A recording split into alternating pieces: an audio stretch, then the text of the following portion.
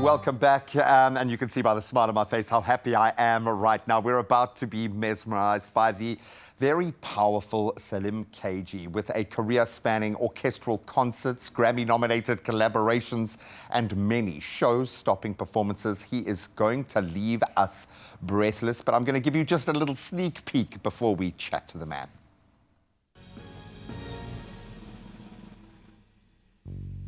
Stay beside me, say you'll never leave me.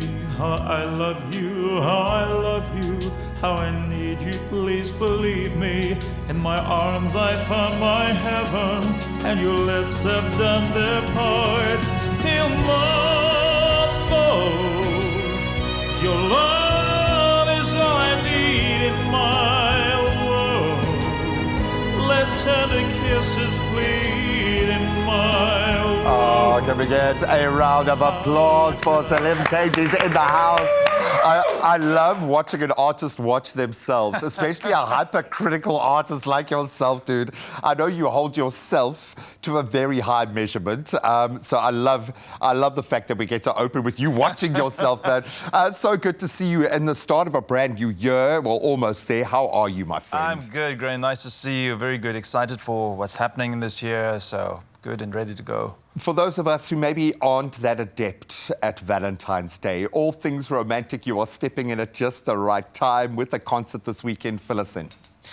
Well, I built this concert called Il Mondo, and it's a concert about romantic songs from the past and some original songs as well, but storytelling in between.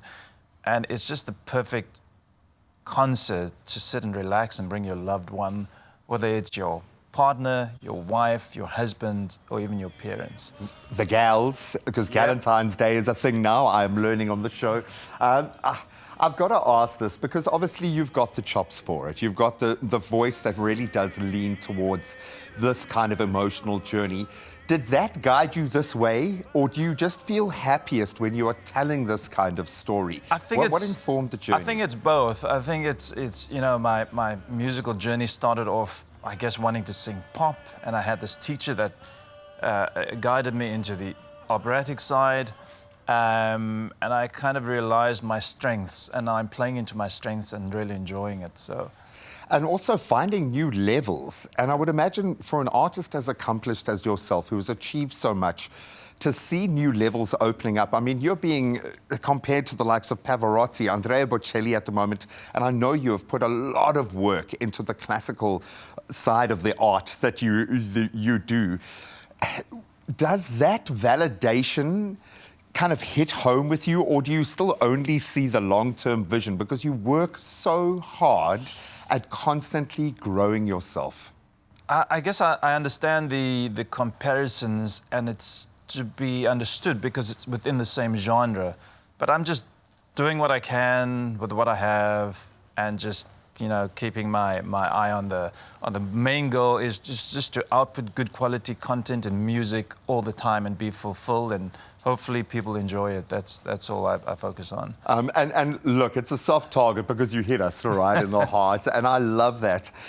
I would imagine there is one element to the music that you don't discover until the show actually begins. And I've been lucky enough to share a couple of stages with you and see the difference in the moment before and after you've performed. What's it like for you going on these journeys? What are you expecting from the concert this weekend?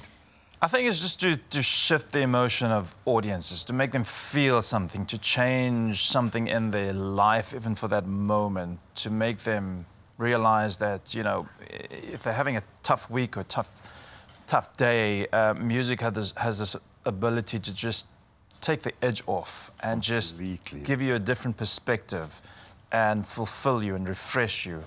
And if I achieve that, then my work is done. Job done. And I can see the love in your eyes, even as you talk about that kind of connection. That being said, how do you build a set?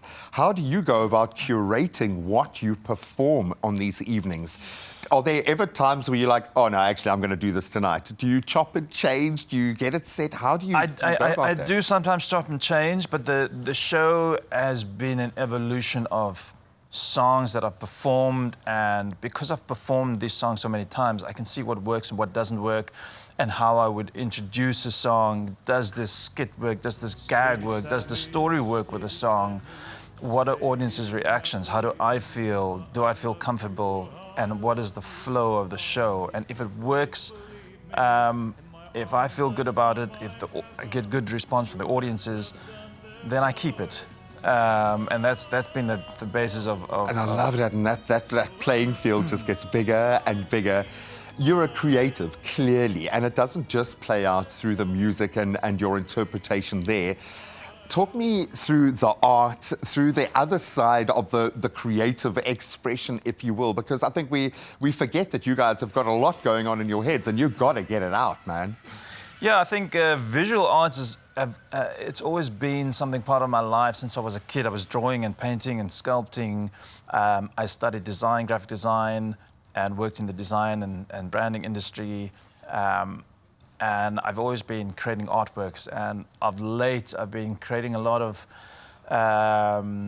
minimalist, abstract art that I'm very fulfilled by. And why is that? What is complex in your life that needs to be simplified? I think that's probably exactly it. Life is so busy, and we've got so many distractions. And for me, it's just a way of being focused and calming myself. And the art that I'm creating is simple to look at, and just, for me, gives me a sense of peace.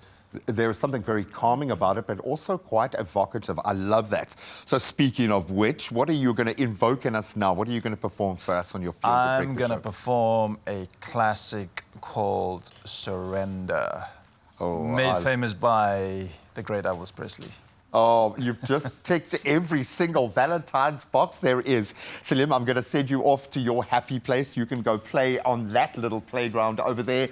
This really does reinforce, I think, why we are so privileged to have and do this job every day.